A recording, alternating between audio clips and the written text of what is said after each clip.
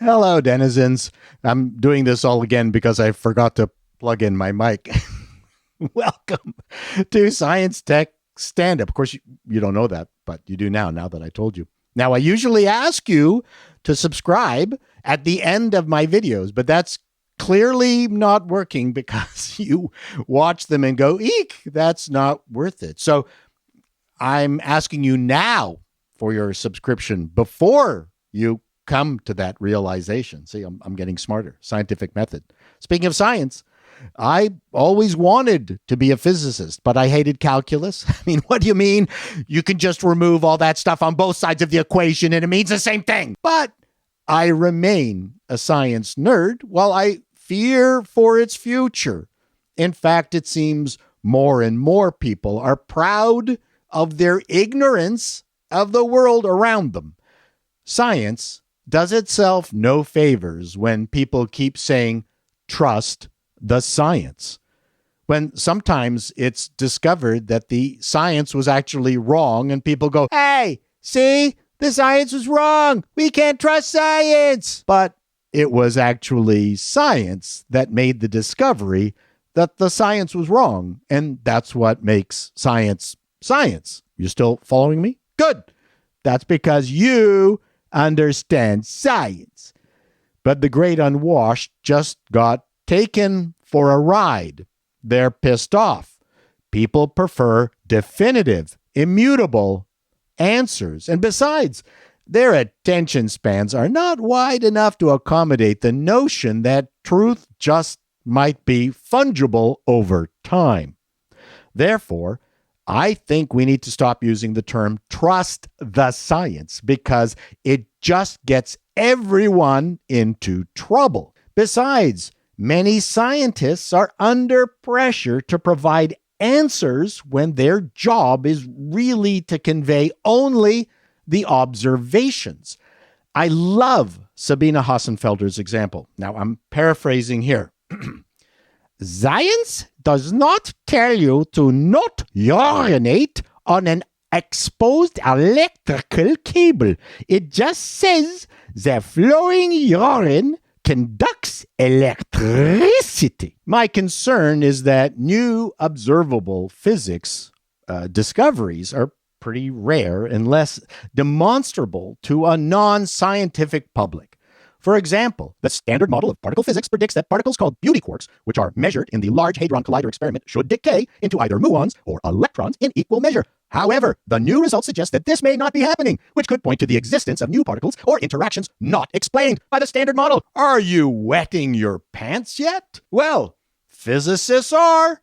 A member of the Department of Physics at Imperial College London was quoted as saying, "Oh, we were actually shaking when we first looked at the results. We were that excited. Our hearts did beat a bit faster."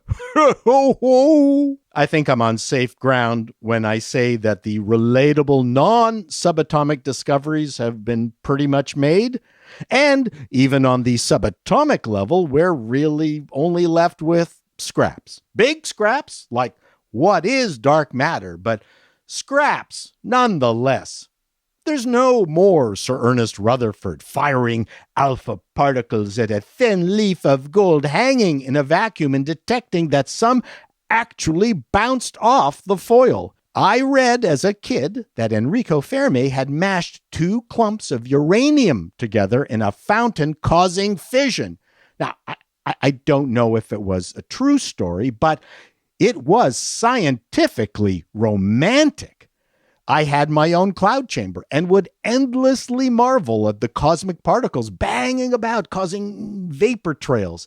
That was romantic. It was also easily visible without complex detection devices costing billions of dollars. There were science reporters at newspapers when there used to be papers, when discoveries were easy enough to digest and people were interested. Now it's, hey gang, it looks like the standard model ain't so standard.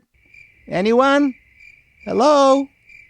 Sure, the Hadron Collider is a fantastic feat of engineering, but it's 100 meters underground.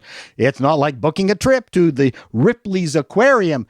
Oh, look, Mommy, look at the muons. At a time when science should be at the forefront of everyone's understanding of the natural world, universe, it has kind of disappeared. Scientific America is writing about the stupidest unscientific stuff. Science is taught in school, but compared to iPhones and the internet, it doesn't feel that groundbreaking. We are living the breakthroughs in science that created the internet and the iPhone, but everyone is bored. We are overloaded, and we don't care. It makes us susceptible to bizarre claims of a flat earth or the discovery of Noah's Ark because they are more relatable in a weird, fantastical way. Poking holes in the standard model might be exciting to physicists, but not to anyone else. Arthur C. Clarke's famous and oft-quoted quote, "Any sufficient advanced technology is indistinguishable from magic." But the thing is, we have gotten so far down into the quantum weeds that no one can see the trick. Till next time, be seeing you.